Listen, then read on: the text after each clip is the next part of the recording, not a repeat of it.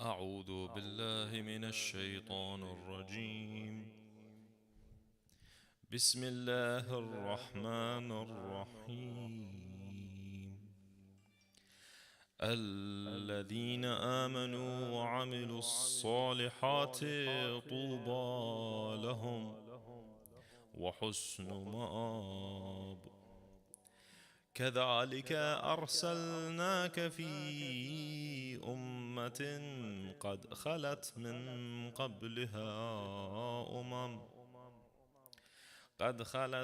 قبلها أمم لتتلو عليهم الذي أوحينا إليك وهم يكفرون بالرحمن.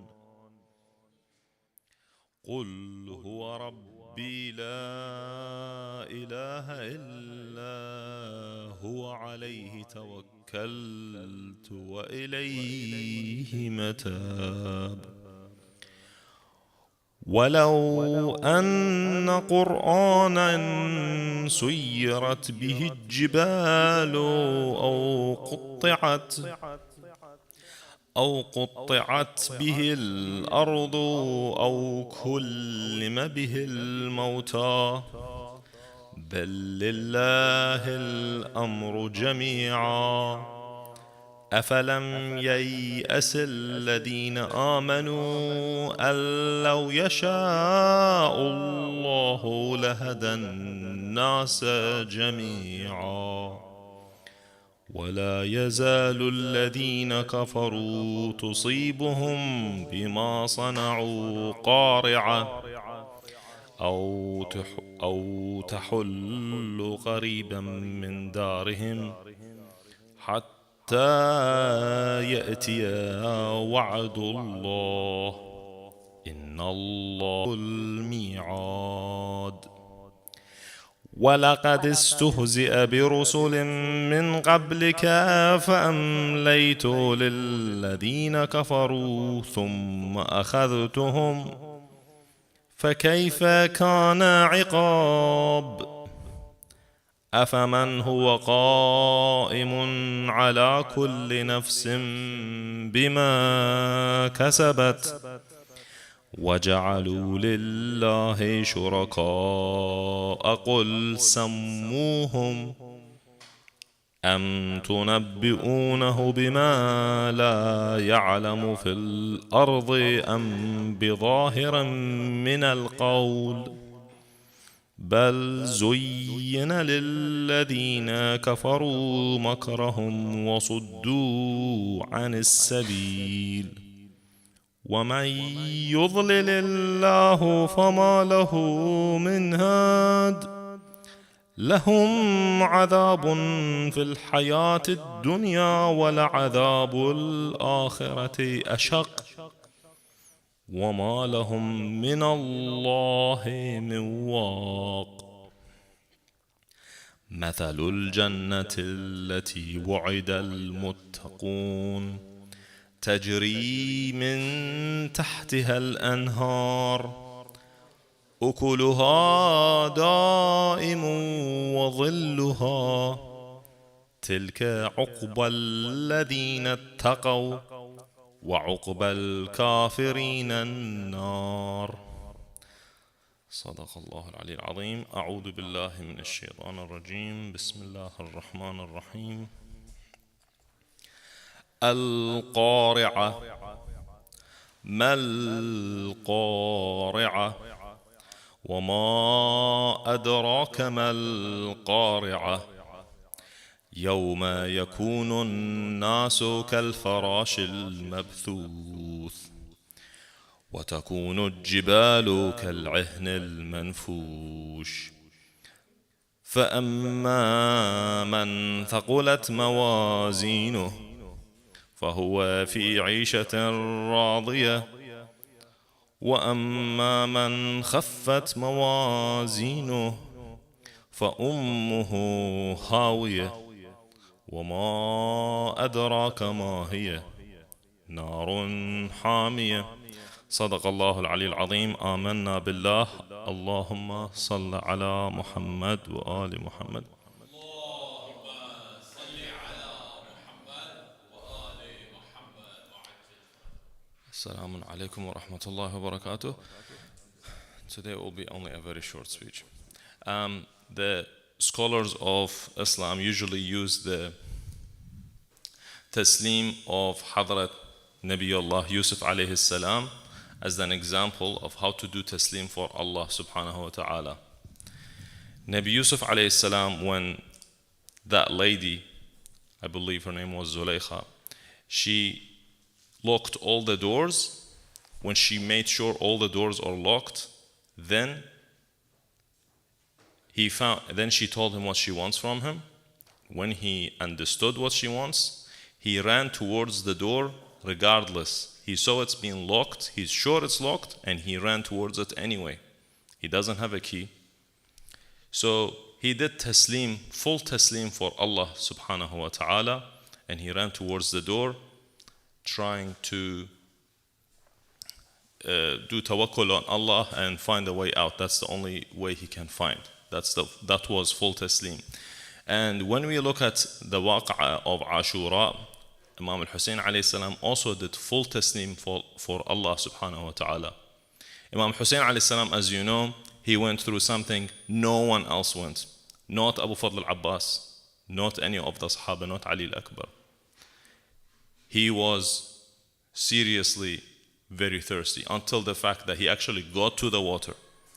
He spread the 4,000 army that they put on the water, and he got there. But when he got there, you have to see the testimony of Hussein alayhi salam. He tells the horse, "You drink before me." He saw the horse wanting to go drink. When Imam Hussein alayhi salam went down, he saw the horse wanting to go drink water. He told the horse, "I'm thirsty and you're thirsty. You go before me." This is not just animal rights. This is actual respect, showing respect for another soul. The horse, as if he understood, he put his head up because he respects his master. He has that love for his master as well. The horse didn't want to drink until Imam Hussein alayhi salam drinks. Imam Hussein alayhi salam got the water in his hand, and this is a very important, if you focus on this is very important.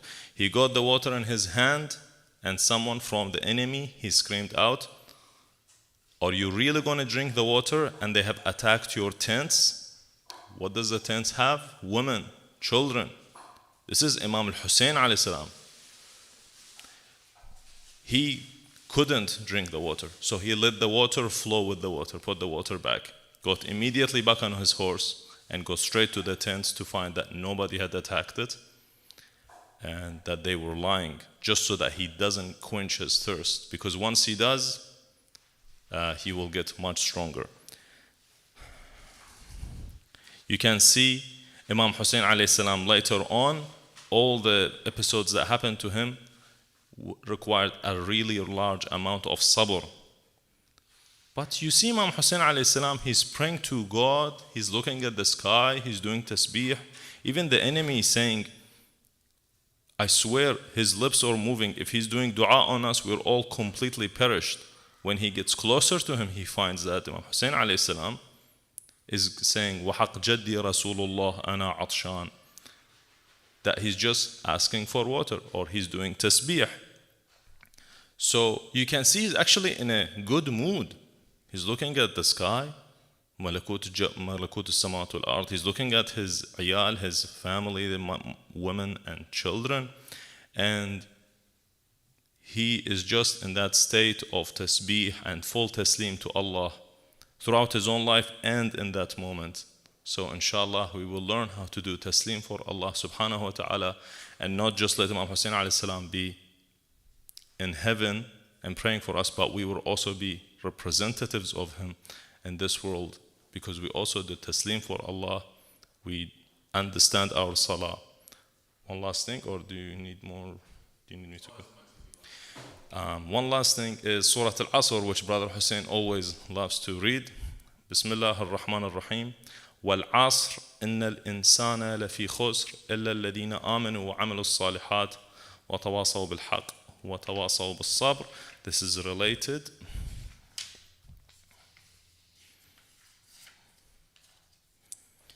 Bismillah ar-Rahman ar-Rahim. Allah subhanahu wa ta'ala is saying, I swear to Asr. And Asr has many meanings, and one of it is time, one of it is evolution of time. One of it is evolution within each ummah, within each, say, for example, the industrial times. Anyway, the human being is in loss. Subhanallah wa ta'ala, God says, whenever God says al-insan in the Quran, He is saying the human is losing, the human is ajula, the human is halu'a, the human is dha'if, the human wants to do something very quickly, doesn't have patience or is weak. Always the word insan is related to something, not a positive attribute to this creature, the al-insan. And God usually always says, إِلَّا الَّذِينَ آمَنُوا إِلَّا الَّذِينَ إِلَّا الْمُصَلِّينَ. And here in Surah Al-Asr, it is saying, إِلَّا الَّذِينَ آمَنُوا. So they believe. Now they have the foundational belief, which needs at least 4 steps to get to in the first place. وَعَمِلُوا الصَّالِحَاتِ. So based on their belief, now they're doing amal salih, because they know what they're doing. They believe in it, so they do it. If you don't believe, if you put the keys in the car and switch the cars on, wouldn't turn on, you wouldn't be doing that, because that would have no reason, no purpose. So you believe in what you're doing, so that's why you're doing it. In the salah, in the coming to Imam Hussain, in this Husainiyah, or in anything else. إِلَّا الَّذِينَ آمَنُوا وَعَمِلُوا الصَّالِحَاتِ. Except the people who believe and do the amal al-salih, based on the belief, depending on what they know, what they believe in. وَتَوَاصَوْا بِالْحَقِّ. So this is now, as a society, they are telling each other what's amr bil ma'ruf, what's nahi an al-munkar, what's the right thing to do, what's the bad thing not to do. So they're doing this. They're telling them children what to look at, what to not look at. وَتَوَاصَوْا بِالْحَقِّ وَتَوَاصَوْا بِالصَّبْرِ. They also, as a society, tell each other how to be patient. When there's something hard, be patient, wait for it, see what happens, tawakkul ala Allah.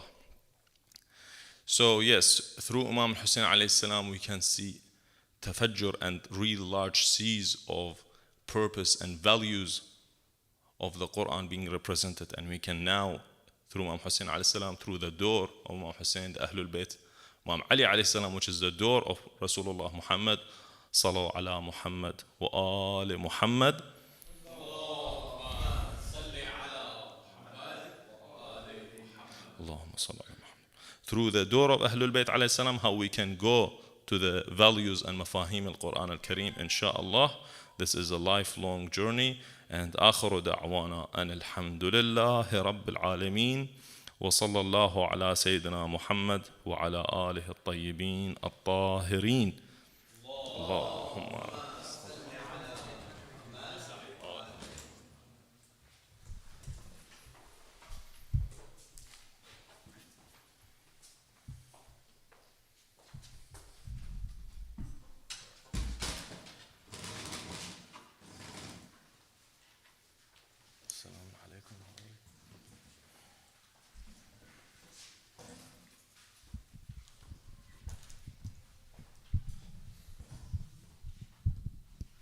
صلوا على محمد وآل محمد. اللهم صل على محمد وآل محمد. Tonight, what I want to talk about, given the discussion about the lessons that we can learn from Karbala, right? One of the lessons I learned growing up and experiencing Karbala over the many years was its relation to our political day-to-day life in Islam, right? And this is, I'm talking about contemporary Islamic politics. Now, growing up, my parents both converted to Shia Islam during around the time of the Iranian Revolution, right? They were woken up by Imam Khomeini's stance against the Shah of the time and the great shaitans, the great Western powers.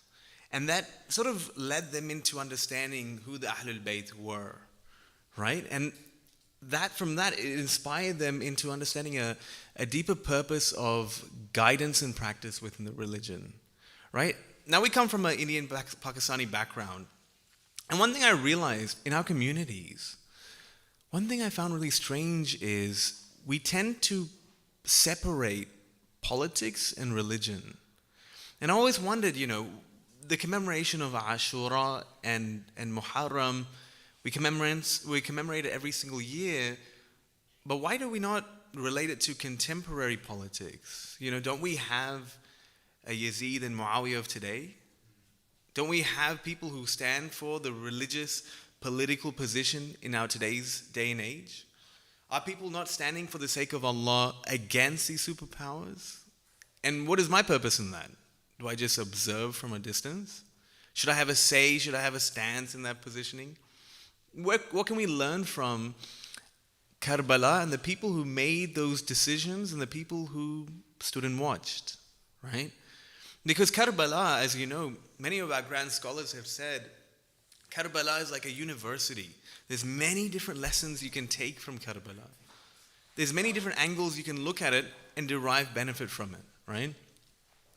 Now, one of the sermons Sayyid Ali Khamenei has given recently, he said during the morning events of Ashura, a lot of people tried to avoid talking about contemporary Islamic politics. It's very interesting. He says people like to part the two between religion and politics. And people have told him over the years, hey, let's carefully try and avoid that situation. Let's not talk about it, right? It'll cause dispute. It'll cause people strife within the communities. It's better we hush on that matter, right? Imam Khamenei has said that is not the right approach with Imam Hussain. He says, is Karbala a secular event? Is it an apolitical event? You got to ask yourself that question. A lot of people have separated the two, but is Karbala an apolitical event? Is Ghadir, we had Eid al-Ghadir recently, is that an apolitical event? When you say in Ziyarat Ashura, when you say, Ala la'anatullah bani Umayyad, wait a minute, hold on. Why are you taking a stance all of a sudden? When you say la'anatullah Yazid ibn Muawiyah, that's a big stance. May Allah remove the mercy from one of the Khalifs of Islam. That's a huge political stance. Wait a minute. Why don't we just go back to mourning Abu Abdullah? Why do you have to make it all political? This is what the entire thing is. A lot of people don't want to involve the politics, but it inherently comes with it. The whole purpose of Ziyarat Ashura, when you are siding with Assalamu ala al-Hussein wa ala Ali ibn al-Hussein wa ala awlad al-Hussein wa ala ashab al-Hussein. When you're siding with the companions and those who stood for Imam Hussein, and then you're also going ahead and cursing those who went against him. You're cursing the Bani Umayyad, you're cursing Umar ibn Sa'd, you're cursing Shimr bin Dil Jawshan. Those are big political figures in the whole game. Right? Now for them, this might not be a religious matter. Yeah? For you, it is a big religious matter. When America is trying to get some, political dominance in the Middle East, they're just trying to get some oil, come on. But for you, it is a political matter. Your positioning on justice and equity for the sake of God, that's a religious matter. Right? And the same thing when they wanted to take over the Khilafat of Ali ibn Abi Talib. Hell, there's a lot of people supporting a religion. It's a great opportunity. It's a harvest. It's a fruitful harvest to take over the religion. It's a lot easier after the Prophet has established some sort of order and obedience in the people. Great time to swoop in and take it. To a lot of people, it was not a religious opportunity. It was a political opportunity. For us as Muslims, it is a religious, political opportunity. And this idea of separating the two, it's a very interesting perspective. And why do Muslims inherently go to that direction where they don't want to talk about the matter? I always found that interesting because we talk about the theoretical aspect of Karbala, right? We talk about the theoretical aspect of the Mahdi. One of the signs of the 12th Imam is a rise of the Umayyads. What the hell does that mean? Umayyads is, if you look at today, who are the Umayyads? Right, take a look at Ziyarat Ashura. When we mention the Umayyads, Barakat bihi Bani Umayyad. Today is a day of celebration for the Umayyads. Ziyarat Ashura. Right? What day is Ashura for most Muslims? Oh, it's a great day. Musa saved the Israelites. Noah departed on the ark. What a fantastic day, day of celebration, dance on the street. That's how most Muslims see it, right? Barakat bihi Bani Umayyad, day of celebration for most of the Muslims. This is Umayyad propaganda that has seeped till today. We're talking about 1400-year-old propaganda by the Bani Umayyads to belittle the stance of Abu Abdullah al-Hussein and the stance he took during Karbala. It's in effect till today. It's not some theoretical practice. This is people's belief. The guidance that they see from Abu Abdullah al-Hussein is diminished. Every Muslim says they love Hussein. Yeah, we love him. He's a grandson of the Prophet. We love him. But they are following the religion of the Bani Umayyads. You will see that this aspect of Ashura ripples even to today. And if people are not vigilant, we talked about guidance, we talked about insight and basira during Ghadir. And that's what it differentiated the followers of Ali ibn Abi Talib. That's what we pride ourselves on as Shias. That unique guidance that we have, that is a differentiating, a distinguishing factor. The same thing with Karbala. And this is something how you apply yourself when it comes to religious, political matters in your day-to-day world. When it comes to identifying the shaitans, the great heads of the snakes within our lives, and the rule that they have when it comes to preparing for the Imam, if you are not observant, if you are not vigilant, Imam Hussain will not play that role in preparing for the Imam. That's what it's all been about. It's very easy to talk about Yazid now. It's not easy to talk about Yazid back then, right? Now you have Yazids of your present day that it is difficult to talk about. That's the real struggle. In Ziyarat Ashura, when we testify to the enemies of Abu Abdullah al-Hussein, we're turning our hearts to a degree such that we avoid the present day Yazids. It's not just a theoretical confession in our hearts. You see, when we talked about Imam Amir al-Mu'mineen, what's interesting, when people say we don't want to talk about politics because it splits people up, right? If Allah didn't want to split people up, bro, don't send Ali ibn Abi Talib down to earth. Imam Ali is a pivotal force in this religion that parts the believer from the hypocrite. If you wanted Salman and Abu Dhar and Ibn Muljam to walk hand in hand and chummy in the streets, bro, don't send a person like Ali ibn Abi Talib down, and don't make him a pivotal force unto your belief. Loving Ali is a pivotal force in our belief, bro.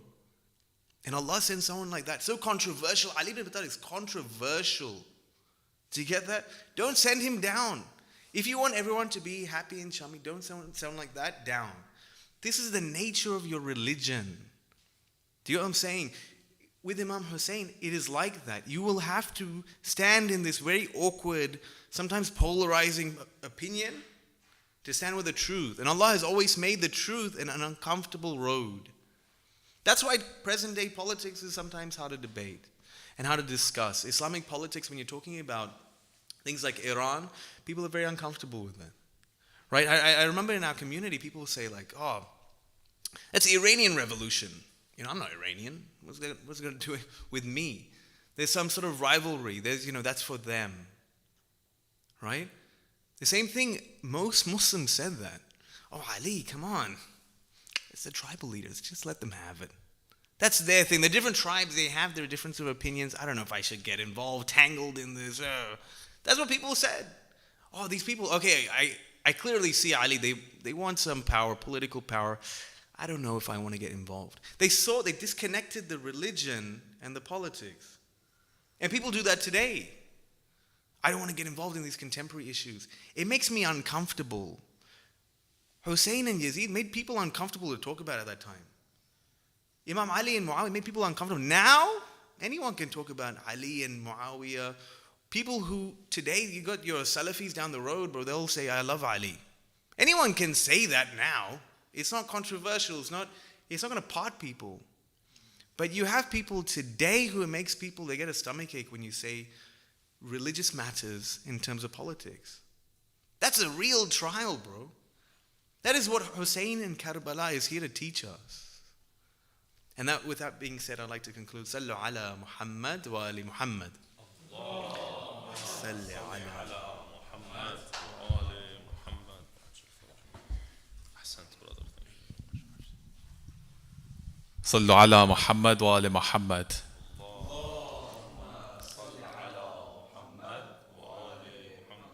أعوذ بالله من الشيطان الرجيم. بسم الله الرحمن الرحيم. الحمد لله رب العالمين، والصلاة والسلام على سيدنا محمد وأهل بيته الطيبين الطاهرين. أما بعد، فقد قالت سيدة زينب سلام الله عليها: ما رأيت إلا جميلا. صلوا على محمد وآل محمد.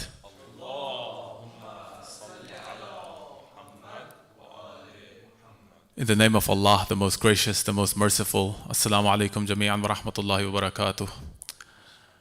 First of all, I would like to thank both of Brother Saeed and Brother Mustafa for joining us in this panel discussion. Alhamdulillah. And everyone for attending and listening online as well. So Brother Mustafa made some very interesting points actually about the Yazids of today. And he mentioned about the Western interference in the affairs of the Middle East, the involvement of oil. But of course it can extend even beyond oil. Hegemony, the military-industrial complex, all of these factors come into play. And in America itself, you have billions and billions, nearly 1 trillion being poured into the military every single year. And most of it is unaccounted for. The Pentagon has failed every single audit basically. You have these issues taking place in this world. And just like back then, people are complacent for the most part. They don't say much. Now, as Brother Mustafa was mentioning, and Sheikh Ali Safdari actually mentioned this also back in the Ghadir program, Imam Ali's position back then, he was despised by the Muslims, by many of the Muslims during that time period, because a lot of these tribes, they were enemies, they were antagonistic towards Islam, and he killed their heroes in battle repeatedly, and because of this they held this deep-seated animosity. But today, of course, as the brother mentioned, not so difficult. Now, over the previous 10 nights, we've been commemorating the martyrdoms of different personalities in the saga of Karbala. Of course, Imam al-Hussain and all of his family members, his major family members, and also some of his prominent companions. Inshallah, I'd like to rewind the clock just a little bit and go back to the start of the caliphate of Yazid, la'natullah alayh. Now, you have this individual who openly commits adultery, who drinks alcohol, who is corrupt, who openly sins, and one who is forcibly demanding the allegiance of Imam al-Hussain alayhi salam, contrary to what even his father, his cursed father Muawiyah told him. He is despised by most of the Muslims in the Islamic world. And yet, they have this sense of complacency, just as Brother Mustafa mentioned. They don't want to get involved. They have this fear, this panic. They don't want to put themselves in the line of fire.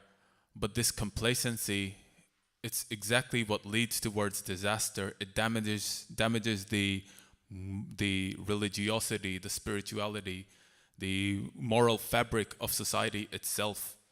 And it creates a very dangerous road.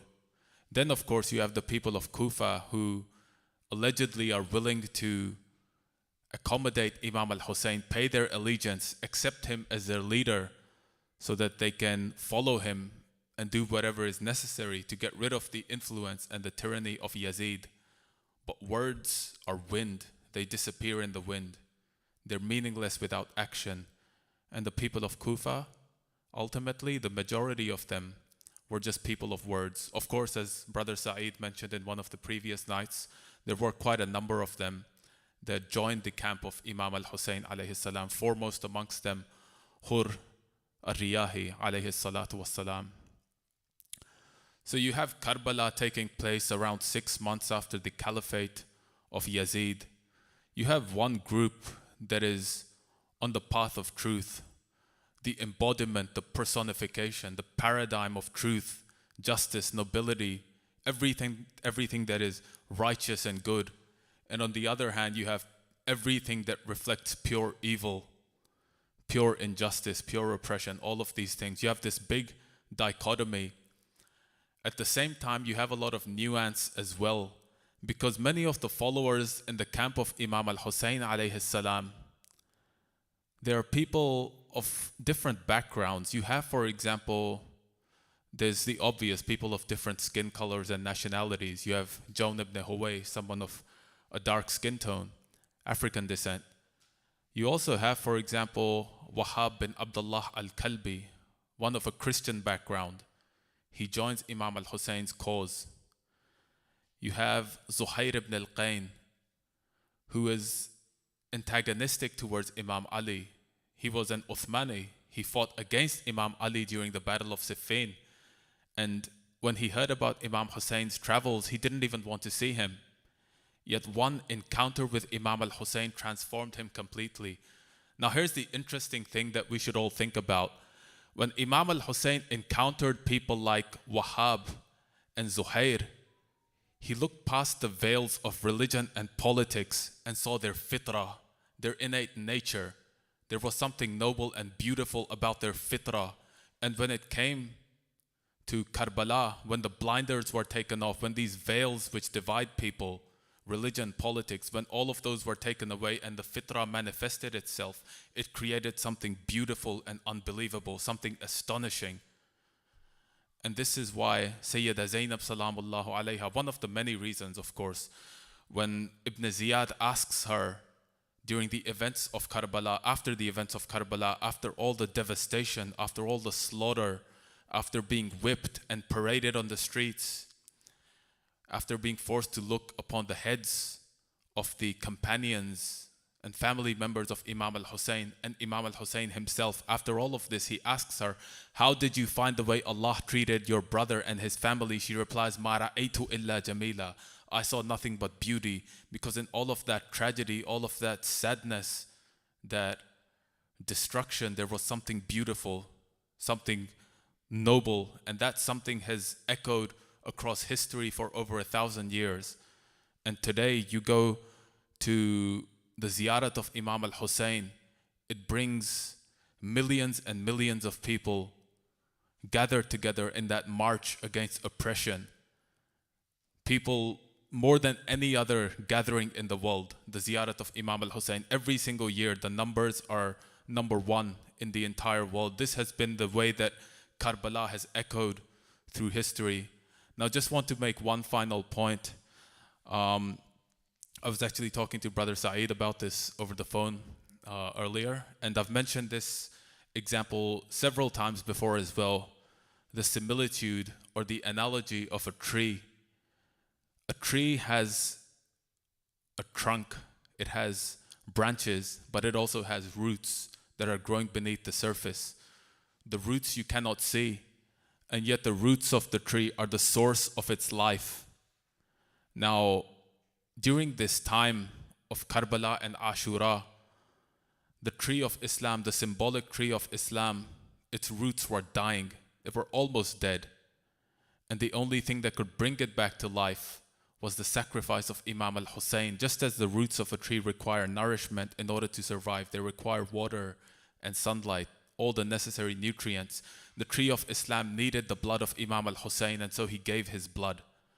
Those who killed Imam al-Hussayn, they only cut off the trunk, but they did not realize that the roots of Islam were stronger than ever as a result of this great sacrifice. And this was, of course, one of the many beauties of the tragedy of Karbala. Sallu ala Muhammad wa ala Muhammad.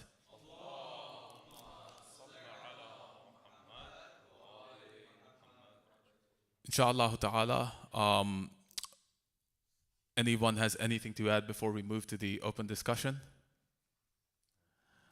All right, so inshallah, what I wanted to say just to kick things off, something contemporary. So you have Imam Ali al-Rida alayhi salam. I'm sure many of you have heard how he would communicate with people of their backgrounds, people from Turkey, people from Persia, people from Hind, people from Rome, for example. He would talk to them in their native languages. This was one of his great miracles, communicating the religion of Islam eloquently and concisely, with reason, with logic, in many different languages. Now, I just want to parallel that a little with today and what we should be doing as communities, especially those living in the West, how we can try and communicate the religion of Islam more towards a direction which attracts younger audiences that might understand English a lot better than they do one of our own native tongues like Urdu, Arabic, Farsi. Whether it's the khutbah or the latmiya, whether it's the exegesis, the tafsir of the Quran, all of these things, when they're explained in English, when we have that medium and it's done so in an attractive way, inshallah ta'ala, we do our best to preserve the message of Imam al-Hussain and strengthen it where we live. So that's basically what I wanted to say just to get started. And if anyone else wants to add to that point. Yes. In the Quran al-Karim, the Quran, God tells us why the Arabic language was used for the Quran. And from the understanding the scholars have had, and of course I've read from them, is that the Quran, when it comes to meaning, for the communication through meaning, it has the shortest amount of letters used, shortest amount of words. It's the quickest and more specific. That's why the Quran was used. It's a scientific. If you search it now, what's the most complicated language? They'll tell you Mandarin, then it's Arabic. Whereas actually Arabic is more specific than Mandarin. Mandarin has many words. Arabic has the shortest ability, fastest way and more specific way to give the meaning. And that's why the Arabic was used. And the Quran also explains why other languages, al-A'jami languages, weren't used, which means other than Arabic. And so because it's scientifically the best language to give meaning. So I just wanted to add that point. Thank you. Yes, and speaking of the Arabic language, over the past 10 nights, that's been one of the core focuses of Hajj Mustafa's lectures, essentially focusing on the deeper meanings of the words of the Quran, the words that we use in our salat every day. Because of course, prayer, it's the central act that Muslims perform. It's the most important act. We perform it 5 times a day. And when we understand the true gravity of what we're saying, it makes the prayer that much more meaningful. So just one example, I don't know if Brother Mustafa might have heard about this one. You often hear about the word Rabb. It's often translated as Lord. And so Hajj Mustafa on these nights and previously as well, he discussed how Rabb in the Arabic is not so much Lord when you think about a supreme authoritative figure. It's more of a soft connotation, Rabb. It's more of how you would think of, say, a nurturer, a caretaker, a guardian. It's something soft. So the entire approach to Surah Al-Fatiha, the opening chapter of the Quran, it's something soft and light-hearted, not something where you're, of course, submitting to your overlord, to the supreme authority. It's of course important, but at the same time, our prayer, it doesn't take away from Allah's supremacy or authority. The purpose of prayer is not just to acknowledge the supremacy of Allah subhanahu wa ta'ala, but it's to elevate ourselves, because His supremacy, His position, it doesn't get any higher or lower. It's already the most high. Prayer elevates us instead. So when we look at Allah as a nurturer, as a caretaker, this is a much more proper approach towards prayer. And on that note, actually, I'd like to give Hajj Mustafa handed these out yesterday. It's actually a more elaborate translation of the different parts of the prayer, particularly Surah Al-Hamd, Surah Al-Ahad, the salam, what we say in our ruku and everything. So inshallah ta'ala, have a look at that, see what you think. And yeah, sure. On the topic of Arabic and the language of the Holy Quran, something that really struck me was, I used to always think that the Quran was inherently written purely for its melodious sake, right? Because growing up, I saw we put a lot of attention behind Quran recitation, and I thought that that element of the Quran was the entire purpose. Now, the Quran has its, the reading of the, the Holy Quran has its ability to move your heart, right? Even if you don't understand it. It's like, there's a lot of let's me as I don't understand Arabic, but somehow it just moves my heart more than if I were to listen to it in English. It has that ability to it, right? But I realized the Holy Quran and the Ahlul Bayt, their language was Arabic mainly, because most of the people there were Arab. When people from other descents came, they spoke in their languages, and they also spoke in their accents, which was something that's pretty profound, right? But I realized the language is not just inherently Arabic in of itself, but there was an underlying tone to Arabic being the means to convey another language. And this is something that took me a long time to learn. And that language was a language of insight. I realized that the Holy Quran has a particular way of conveying understanding in the religion. And it's not the same as if you look at, for example, you look at Imam Amil Mu'mineen, the way he talks, you're thinking why does he talk like that? When they said, oh, Ali, how's the Khilafat going? Verily, the Khilafat is less to me than the blade of a grass in the hand of a locust and the bone of a swine in the hand of a leopard. It's like, why are you talking like that? Why does Imams talk like that? Why does the Quran say, glory be to Allah whose throne is like that? Who talks like that? Surely that's not how Arabs talk. That's not how most Muslims talk.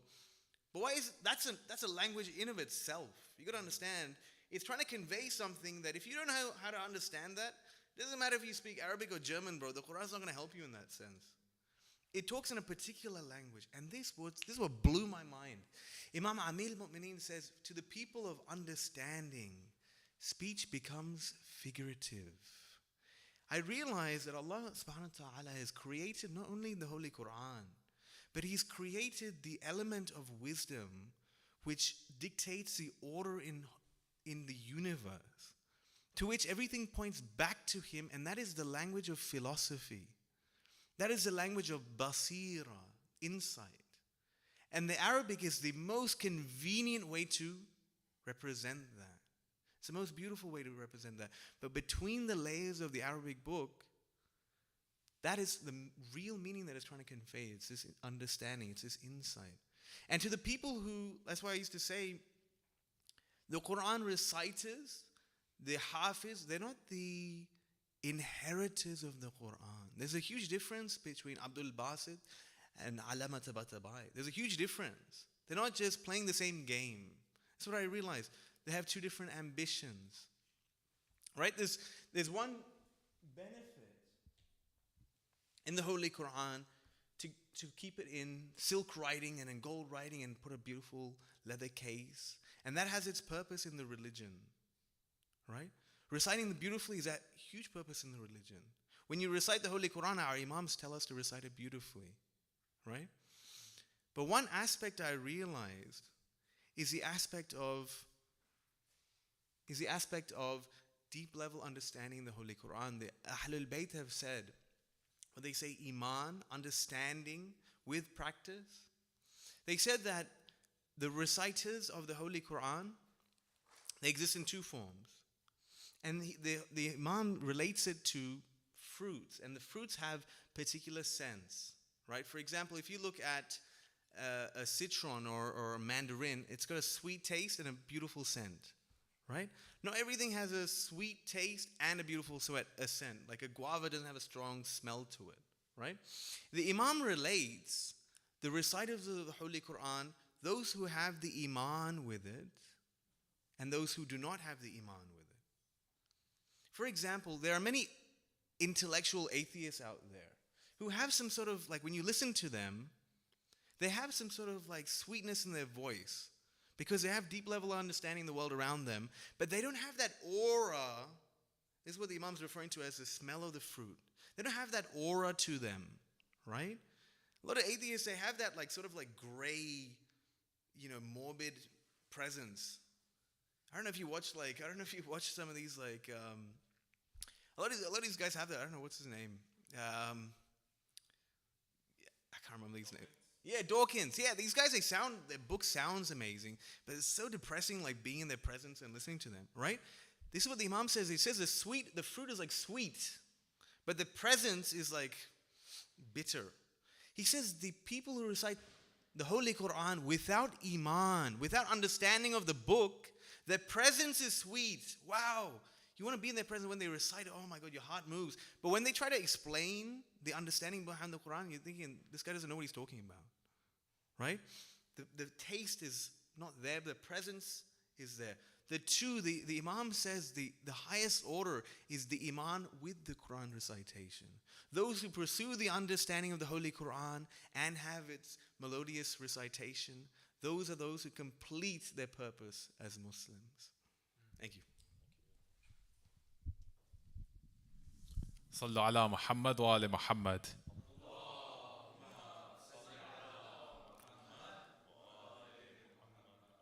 Yeah, no doubt. What Brother Mustafa said actually brings to mind several of the Quran mahfils that were organized by Brother Mustafa al-Madhaji in the audience over there. Beautiful programs, and basically these ones, they demonstrate how the Quran recitation and even a small degree of understanding of these words, how well they complement each other and create something beautiful. You have one art and you have another art.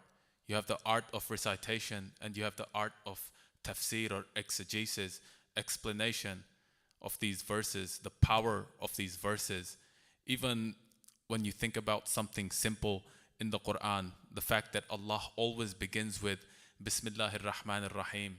He always begins something with His mercy, and instead of beginning with His knowledge or His power or His wisdom, all of these things, Allah subhanahu wa ta'ala begins with His mercy, because the entire purpose of the Quran is to help elevate us. And Allah is telling us that He is merciful, that when we turn to Him, that when we approach Him, that when we seek Him out, we seek nearness to Him, qurbatan ilallah, He approaches us with this mercy. And so we turn to Him in this way. And you look to the opening and the closing of the Quran, you realize just how powerful each of these verses can be. Surah An-Nas, for example, you talk about the secret whisperer, the waswasa, the shaitan constantly whispering in our ears. There's so much depth to each of those ideas, so much to talk about. So inshallah, if anyone would like to add any thoughts just on the Quran itself, or regarding waswasa, there is 3 types of waswasa, and I'll leave that for the future. leave that for Unless the future. Hajj Mustafa is ready to say that shaitan's waswasa 3 types or 4 types. 3 times, 4 times.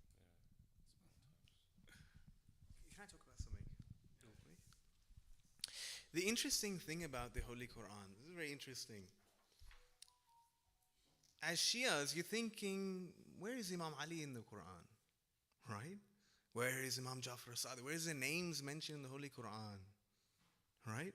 If the whole religion is the Prophet's message in the Quran and Ahlul Bayt, where is the Ahlul Bayt written throughout the Holy Quran? This is something that's really crazy, because you have a religion where you got people like Yazid that took over, and you've also got the same religion where Hussein is a big part of the belief. Very awkward position on how the Holy Quran can both deliver that truth and protect it. That's 2 things it has to do. It has to convey that truth and also protect it in such a way that someone like Yazid is not incentivized to alter and fabricate it. Right? The Holy Quran says it itself, it is a preserver of the truth. Right? And no one can alter it. And throughout history, you had some of the worst people take over the Muslim Ummah. and yet they were not incentivized to change it, right? That aspect alone, the Quran has taken an approach such that it can be interpreted at any time to fit anybody's convenient views. And through that means, it's preserved the truth. Ati'u Allah wa ati'u Rasul wa ulil amr. Ulil amr, anyone who's in power at the time, bam, all of a sudden you have no incentive to change it when it has something to do with Ahlul Bayt, because you can shift that accordingly, right? Now, what's really interesting is that you have elements in the Holy Quran that you cannot explain, like it's not inherently understood. The Imams have been talking about Karbala and Imam Hussain. Some of the verses in the Holy Quran, Imam as-Sadiq explains, when talking about Nabi Musa and the burning bush and the faraway land and the river, Imam as-Sadiq says, I swear by Allah, this faraway land is talking about Karbala. This burning bush, the tree is talking about Rasulullah. And the river is talking about Euphrates. And you're thinking, wait a minute, what is that got to do with Karbala? It's talking about the story of Nabi Musa. What is Watini wa Zaytun? What is that got to do with Imam Hassan and Imam Hussain? Rasulullah gives his advice to his companions. He says, that which you can understand in the Holy Quran, take it and derive understanding from it. He said, that which you cannot, do not attempt to understand it. He says, verily, the one with the exegesis of the Holy Quran, the full, complete knowledge of the tafsir, is none other than Ali ibn Abi Talib. Sallu ala Muhammad wa ali Muhammad. Allahumma salli ala Muhammad wa ali Muhammad. It's very interesting because Sheikh Siddiq actually writes in his book, Kamaluddin wa Tamamun Ni'mah, he describes different proofs of the caliphate being something divinely ordained, and he uses the verse, the very first time Allah appoints a caliph, Nabi Adam alayhi salam, he uses that as an evidence that caliphate is from Allah subhanahu wa ta'ala, it's not from men. And of course that in itself establishes this point, because of course most of our brothers and sisters, they have this idea that Rasulullah left this ummah without a leader. Of course, this could not be the case. Why would Rasulullah leave the ummah fragmented? And it actually brings another point to mind, which Brother Mustafa was mentioning, the love for Imam Ali alayhi salam. What's the final sermon of the Holy Prophet at Ghadir Khum? He mentions towards the end, before he raises Imam Ali's hand, he mentions the Thaqalain, the Quran and the Ahlul Bayt. And he repeats this point several times before he says, take care of your responsibility towards my Ahlul Bayt. Be mindful of your duty to the Ahlul Bayt. And if you look historically, if you think about it, why would he say that? Why would he say be mindful of your duty to the Ahlul Bayt? Unless the Ummah would at a later point in time be mindless, not take heed of his final instruction. So just wanted to add that final point, and inshallah we can close on that unless you have anything else to add. Sallu ala Muhammad wa ala Muhammad.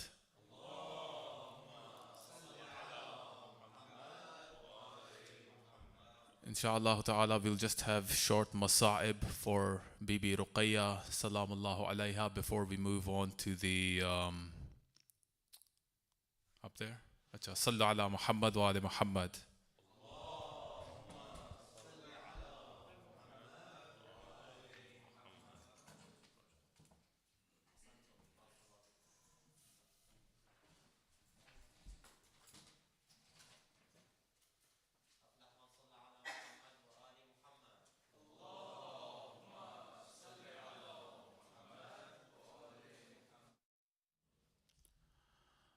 أعوذ بالله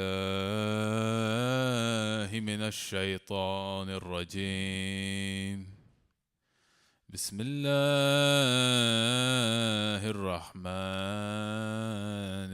الرحيم السلام على الحسين وعلى علي بن الحسين وعلى أولاد الحسين وعلى أصحاب الحسين. صلوا على محمد وآل محمد.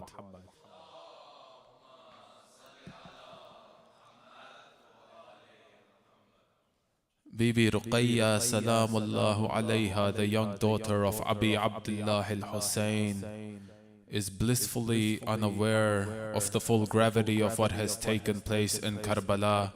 As far as she is concerned, in her small years, at her young age, she still believes her father is alive after all of the travels through Kufa to Damascus.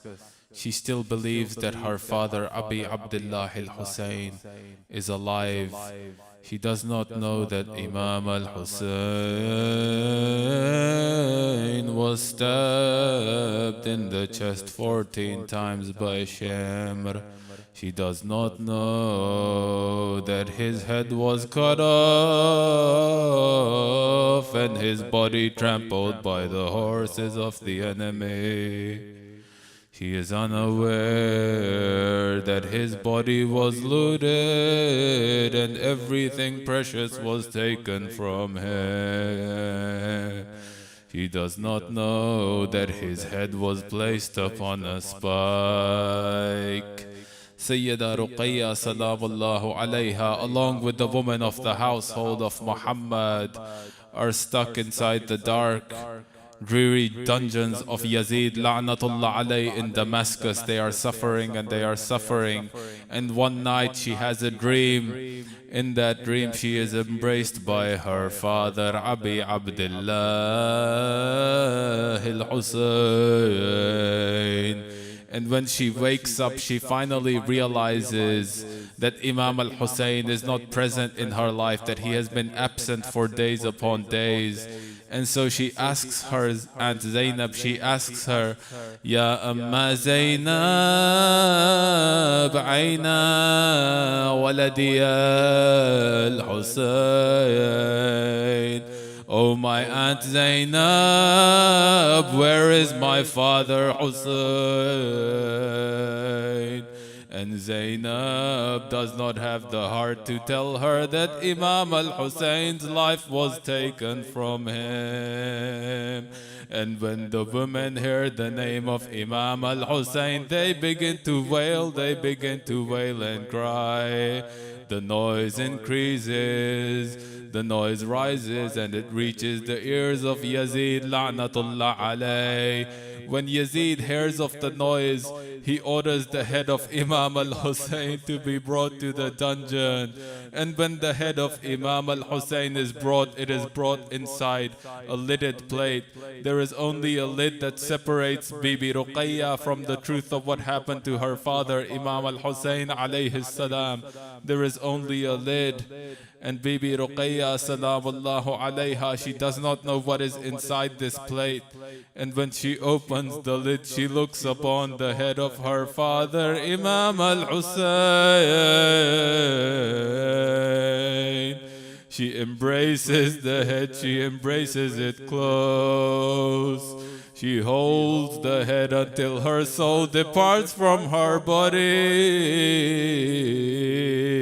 Ruqayya passes from this world to the cries of her family. All of the women and the children, Imam as-Sajjad, they begin to cry as Ruqayya's soul departs from this world. Inna lillahi wa inna ilayhi raji'un. Ya Hussein, Ya Hussein, Ya Hussein, Ya Hussein, Ya Hussein, Ya Hussein, Ya Hussein, Ya Hussein, Ya Hussein, Ya Hussein, Ya Hussein, Ya Hussein, Hussein, Ya Hussein, Ya Hussein.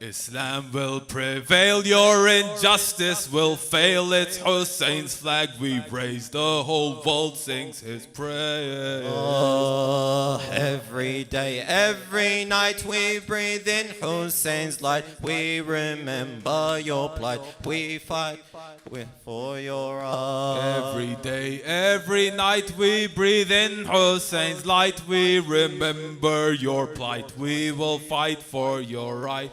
Hussein, Ya Hussein, Ya Hussein, Ya Hussein, Ya Hussein, Ya Hussein, Ya Hussein, Ya Hussein, Ya Hussein, Ya Hussein, Ya Hussein, Ya Hussein, Ya Hussein, Ya Hussein, Ya Hussein, Ya Hussein, Ya Hussein, Ya Hussein, Ya Hussein.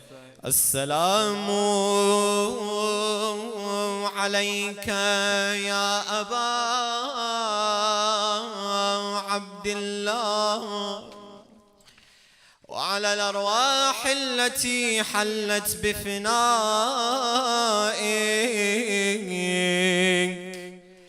عليك مني سلام الله أبدا ما بقيت وبقي الليل والنهار، ولا جعله الله آخر العهد مني لزيارتكم. Send your salam to Karbala. السلام على الحسين وعلى علي بن الحسين وعلى أولاد الحسين وعلى أصحاب الحسين وعلى أخته العقيلة زينب وأبا الفضل العباس ابن أمير المؤمنين. جماعة صلوات.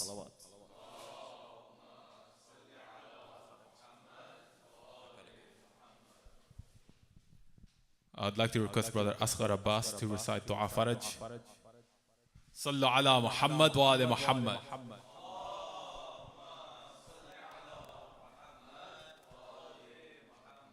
وجل فرج. بسم الله الرحمن الرحيم. اللهم كل وليك الحجة ابن الحسن صلواتك عليه وعلى آبائه في هذه الساعة وفي كل ساعة وليلا وحافظا وقائدا وناصرا ودليلا وأينا حتى تسكنه رزقك ثوءا وتمتعه فيها طويلا برحمتك يا أرحم الراحمين. اللهم صل على